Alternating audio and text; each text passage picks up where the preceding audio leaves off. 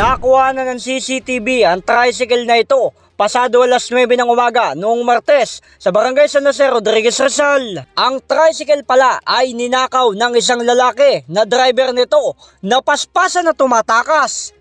Ayon sa pulisya, ang suspect na nakuha na ng CCTV ay residente rin sa lugar kung saan niya ninakaw ang tricycle. Then nung paglabas niya, nakita niya na nawawala na yung motorsiklo. And at that juncture, nag-report kaagad siya sa barangay.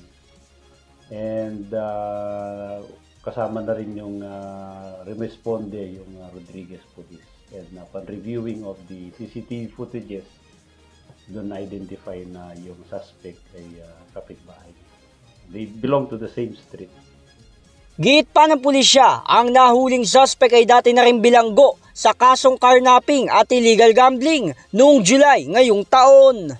And based on the records check conducted by the Rodriguez Police, ay may kaso itong previous carnapping case in 2021 at during the COVID-19 ay nag-violate din siya ng yung Republic Act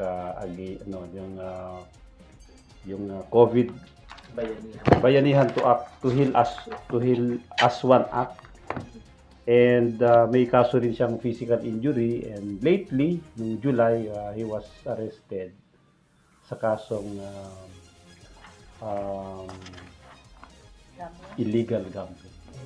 Kasalukuyang nakapiit naman ng suspect sa Rodriguez Custodial Facility para sa kanyang kaharaping kaso tugon sa Anti-Carnapping Law of 2016. J. Martin, JKRS News and Public Affairs.